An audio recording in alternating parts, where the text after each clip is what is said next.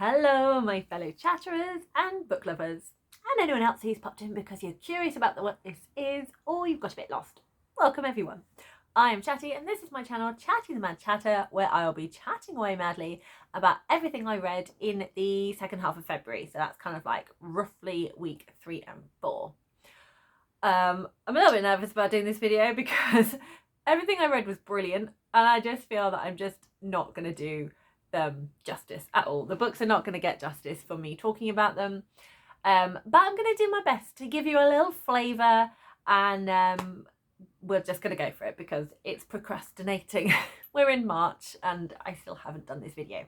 So first of all, I'm going to do my little gimmick. I only film in one take, so it's one shot and there's no editing.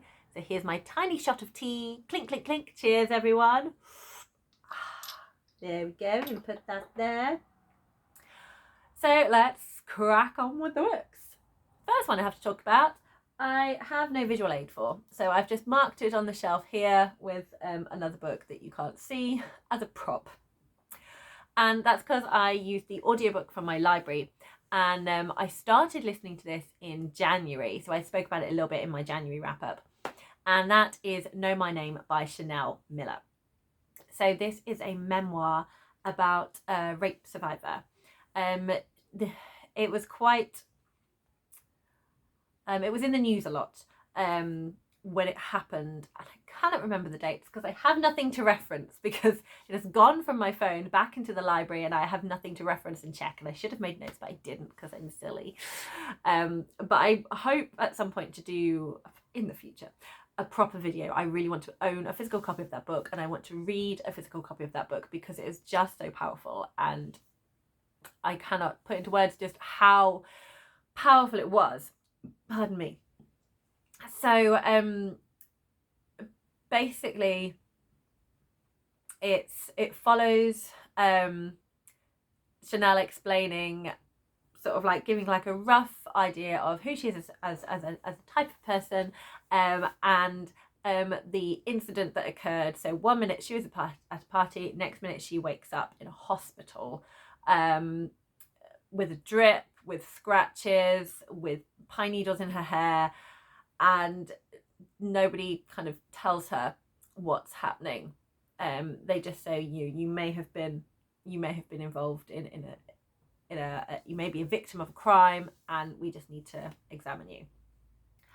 And then it explores her understanding of what's going on, and then going into the legal system, and going through the courts and all of that, and just how it doesn't really support victims, how like her journey of what she's gone through and how she's like had to justify who she is and what this is. While she is protected with being anonymous, a lot of her family and the other witnesses are not. She's the only one who gets that protection of being anonymous. But the flip side is that she is then known as drunk girl found behind a dumpster, and that's all she's known as. Whereas the rapist has been shown all of his achievements and the loss of potential, and that's the stories that the newspapers go with. But what she is really famous for is that she did a response. She did like a letter to her rapist, and it was everything that she wasn't able to say in court, because you can't speak, you just have to answer the questions, and she will be interrupted and things will be scrapped because it's not relevant to what the question was. So this is her being able to use her voice and say her piece, and it was so powerful and it went viral everywhere. But she had people like addressing her, like they didn't know who she was, but like just saying how her statement moved people, and that and I think Hillary Clinton referenced it when she did not become president, and so it was such a powerful speech. So then she threw off her anonymous cloak to be able to tell her story and be able to put things in her words and continue her healing process and work out how she was continuing living. And the whole story is just phenomenal. But not only that, it is absolutely beautifully written. She is incredibly talented in conveying the heart-wrenching emotions of what happened to her, whilst at the same time like trying to find a lightness and a humor and joy in life and reasons to keep on living, and all of that is constant fight, and her love for her family and everything that happens. But it also looks at people respond to her a certain way because she's her, but if she wasn't her, if she wasn't, you know, educated in a serious relationship with a supportive family, you know, would people then change opinions of whether or not she deserved to be raped? So it's this whole kind of scrutiny about, but what is a person worth? And the same kind of on the flip side of, to, you know, would everything have gone through the courts a lot quicker if the rapist was seen in a negative light, if they weren't this little middle class rich white boy hero, if they were a different ethnicity, if they came from a different social class, would they be seen in this light if they were a lot poorer? And just kind of just all of that, how all of that kind of goes into impacting within the law and within like the media and how people perceive things and how we judge things. So it was absolutely fascinating, horrifying, beautiful, just it was such a powerful book. And I then sort of went on, like halfway through when she spoke about her statement, I then went on to find that statement, and it was so bizarre. Like you're reading and you know it's a memoir and you know it's all real, but then to like see the actual bits of newspaper and things that were reported at the time and things that she released and said, now that I finished the book, I feel able to go and look at some of the newsreels and articles and things about it and about her, because I really do want to find out more about her, and I just want to learn more about this particular situation. And also she does kind of reflect at certain points on other similar things. So yeah, I definitely want to find out more about all of this. And now I've read the book, I feel I can do that, because I was so tempted at certain points of the book. I was like, no, I just want to read from the memoir first and then go on. She has also got a little video of she's like made like an artistic piece about being a rape survivor, and it's really uplifting at the same time. So it's very like truthful and honest in that victims will feel pain, and it is horrible to feel all of that way, but then it's like looking at that this isn't who you are, this doesn't define you. So it's really supportive in that way. So I am going to link her, obviously I'm going to link the book as I always do. I'm also going to link her article where she gave her where her statement was released on like that particular news bit, and I'm going to link this video that she's done as well. Obviously please check the trigger warnings for this. I am very, very fortunate. I have not experienced sexual assault, but I had to stop reading at certain points because it just felt, it wasn't so much, there's nothing graphic necessarily in there. It's all kind of, it's all kind of from her reaction to finding out things. So you kind of fill in the blanks to a certain extent, and it's more like how she was treated, and how people perceive her, and how you almost feel like the court system can like play with people's lives and twist words to win or lose a case. And it, for everyone else apart from the people directly involved, it feels a little bit like a game, like this is something they do every day. Whereas when it's your life, it's so much bigger than that. And there were just moments when I was like, I just need to stop and have a break and step back from this because it's so heavy. So please just be aware of that when you get into it. But I do highly recommend it. Like I said, it's got so many kind of uplifting and beautiful bits within it as well. So that was Know My Name by Chanel Miller. I'm just going to grab my tea. So after finishing off that heavy audiobook, I definitely needed something of a bit of a lighter tone. And although this also deals with a sort of a heavy subject, the way it was dealt with and the type of book it is made it feel a lot lighter and easier to read. And that was the Passing Playbook by Isaac Fitzsimmons. Here we go. So this is a YA contemporary, and I read it in a day. It just gripped me. I love a YA contemporary about social issues, and it was just the absolute change of kind of like pace and tone that I really needed in my month at that point, and I just couldn't stop reading it.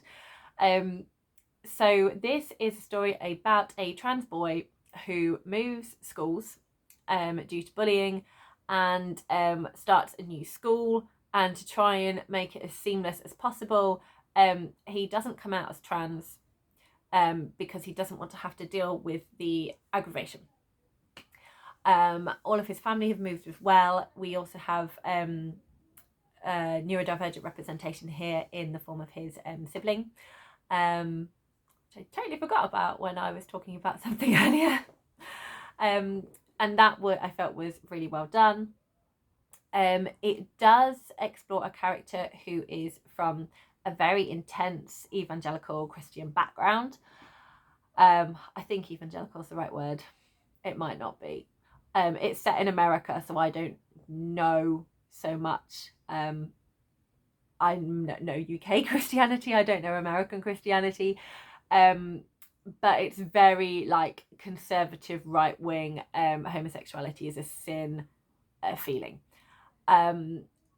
So obviously be aware going into that if that is triggering for anyone.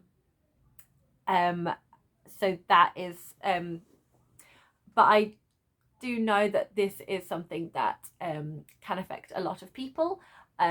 So it's the first time I've seen it represented in a fiction book like this. I've not read it.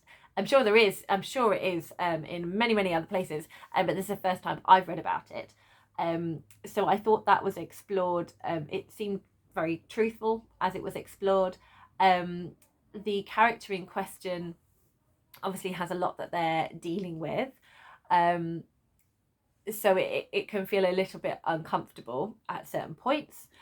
So just be aware of things like that when you're reading it. And also, I didn't click when I first read this, but I recently watched a video by Jessie on YouTube, and they point out that there is some closet shaming in this, which I didn't pick up on because there is a secondary character who defends the character in this book, and I think makes a point to the protagonist that is a bit closet shaming at that point about how difficult their life is. So they then did seem to kind of get it a bit more, but then they never had that conversation together. So I definitely see that could be triggering and difficult for some people in here.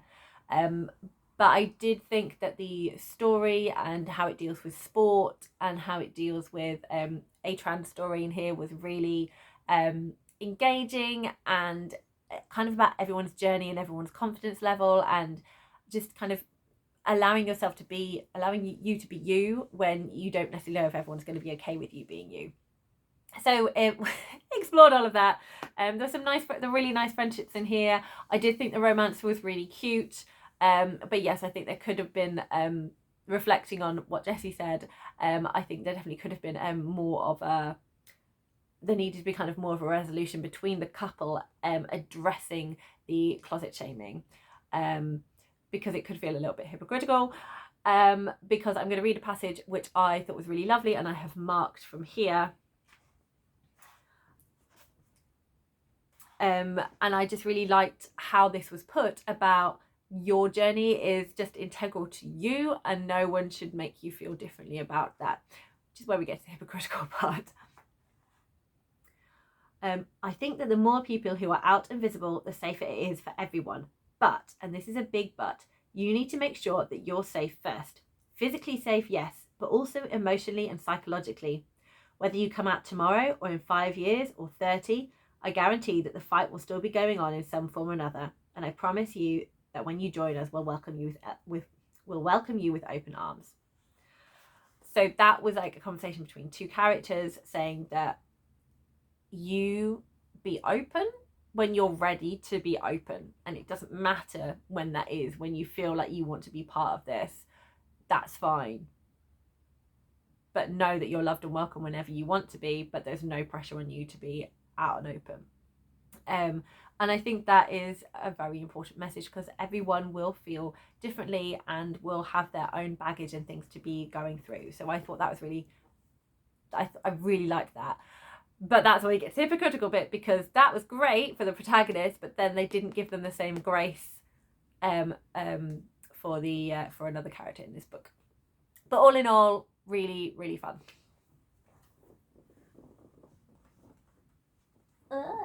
I can't put it back on the shelf. There we go. We're back in.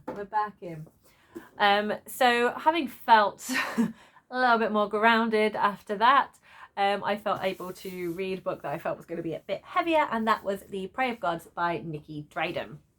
So this is a sci-fi.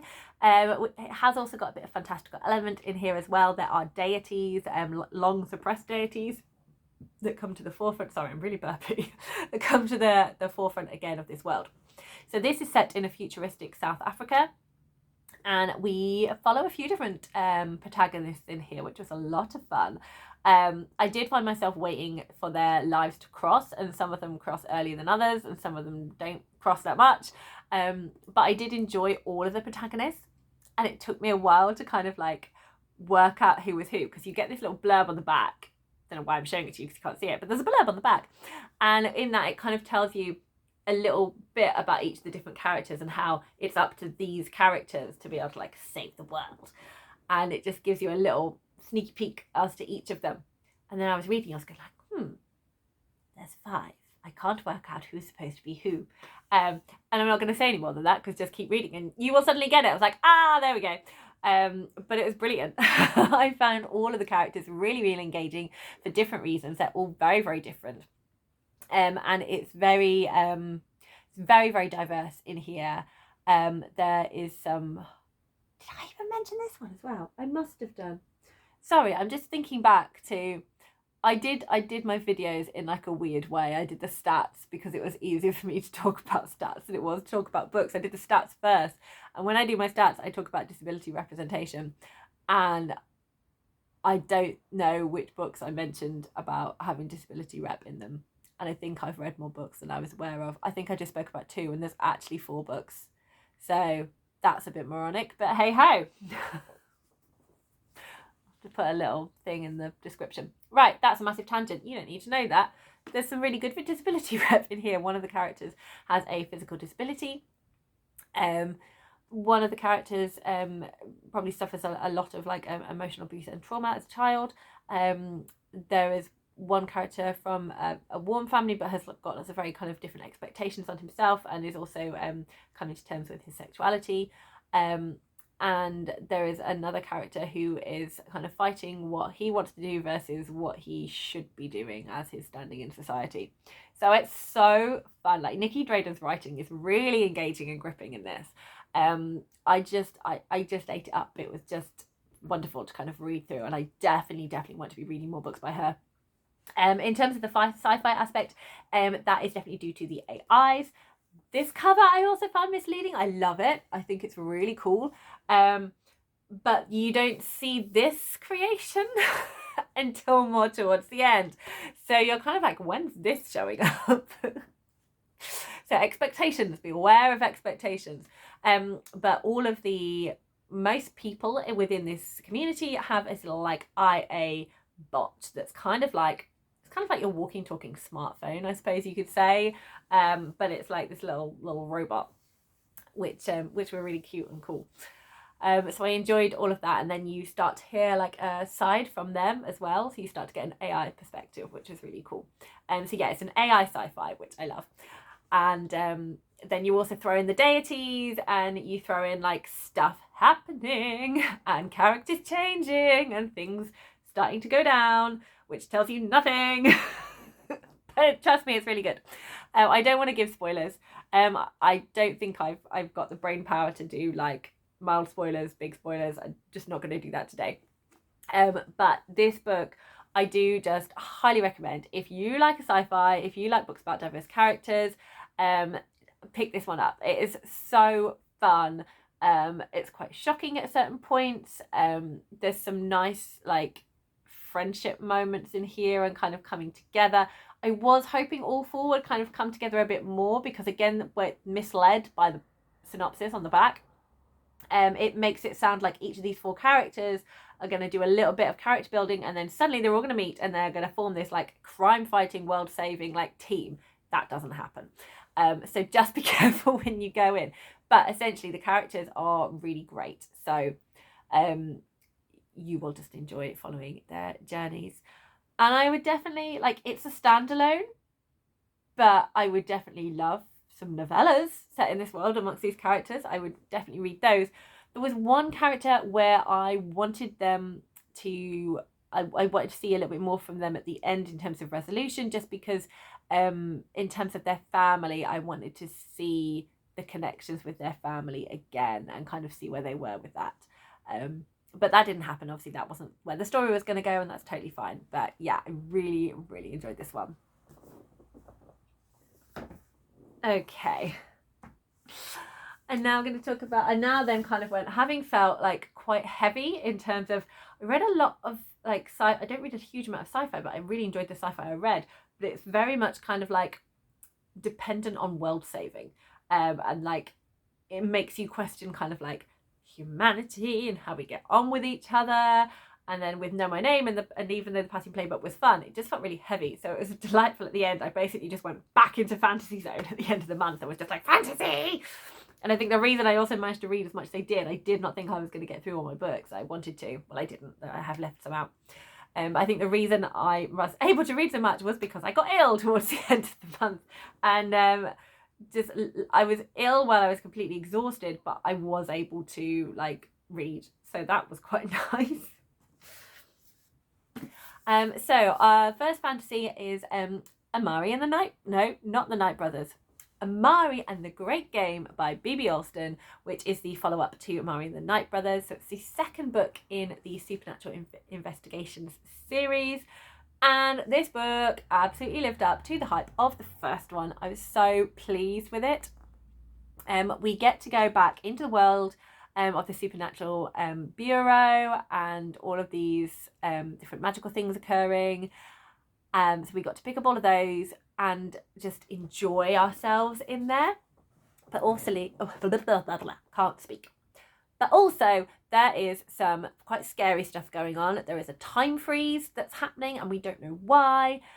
We get to meet some new characters. We get to kind of see a little bit more outside of the Bureau and learn more about like different species and more kind of about the history of the world as well, which was really fun. We get to see what does Amari do now that she's officially part of the, officially doing her summer camp classes now. And she is part of the Bureau. She's a first year, so she's got in. We get to see some great stuff from friendship groups. We get to see her sort of like doing amazing stuff because there is a lot of pressure put on her. Like it's not supposed to be there and everyone's trying to support her, but that pressure is on her and it just feels crippling. Like I don't know how she managed to deal with all of this, but she put a huge amount of pressure on herself to kind of follow through and do stuff to help. And I thought that was explored really well. I thought the friendship was explored really well, and I just absolutely adored this. And I don't think you need to know anymore. I think that is, if you're up for reading a wonderful middle grade fantasy, like pick up the Amari series. If you've already read Amari and the Night Brothers, get reading Amari and a Great Game because you're going to have an amazing time. And B.B. Alston, I would like the third book, please. I'd like it now because I need to know what happens. But I do definitely feel like I would just definitely reread the first two in preparation for that third one because I have such a great time with these books. They are full of joy and delight and fun, but they're also serious, and have there's intrigue and there is a good level of tension throughout as well. Okay, it's a Hob! I haven't spoken about Hob for a while. We've had a month off. We are now reading the Rainwild Chronicles, which is the fourth series in the Realm of the Elderlings, which is an adult epic fantasy, Dragon Keeper being the first one. However, we have been told by Derry the Guru that this was kind of originally mixed with Dragonhaven, and it was one massive book, but the publishers were like, that's too big, we can't print that, so they broke it in two and padded each book out a bit more to have it as two separate books. So I'm not going to talk a huge amount about Dragon Keeper, because I'm going to talk about it properly with Dragonhaven, which I have since read, so I feel that it works much better as a long story. So I read this one at the end of the month, and pretty much straight away went into Dragonhaven at the beginning of March, and it was kind of a continuous book for me. What I really loved about these is character arcs. The character arcs of our protagonists were fantastic in here. You got to see a real like growth and change in all the characters, which was wonderful. You get to meet a lot more of the Rainwilds. So if you enjoyed live ships and were intrigued about the Rainwild characters, we get to go there. We get to find out more about them, and there are things that we know from live ships that come into play in these stories, and we get a lot more of the overarching world kind of lore around dragons, and kind of learning a lot more about all of that, and it was so delightful and fun. You start off with 3 protagonists in here. It's very much like the setup in here, and then you get the payoff in Dragonhaven. 3 protagonists kind of converge, and we get a bit of a quest adventure story in that sense, and it's wonderful. It also has, in Dragon Keeper and Dragonhaven as a whole, you have some great LGBTQ plus representation. You have I feel there's a really interesting kind of disability representation in here as well, just in terms of how some of the characters are described as having sort of like physical disabilities, or things that make other people kind of like look away and kind of not look at them too much. So in terms of a bit of context, the people of the Rainwild, if you've not read Live Ships, leave until I put the book down. If you have, stay. The Rainwild people have sort of dragonish features, so that sometimes they'll be born with like claws and talons and some like scaling on the face and the limbs, and it's treated as like a disfigurement, and they're kind of treated as sort of like, some of them are treated as like abominations, like ones where it is really obvious. So there's all of this kind of discussion about all of that, and how to survive, and again you kind of have this worth a life kind of feeling, because it's a really harsh world in here and surviving is difficult. So all of that is really fascinating when it's explored, and there's moments where there's such a great sorrow as you're reading it, and moments when there's such a huge joy and delight as well. And this is going to be in 2 parts, and I'm going to let you know about my Blackathon wrap up in a moment.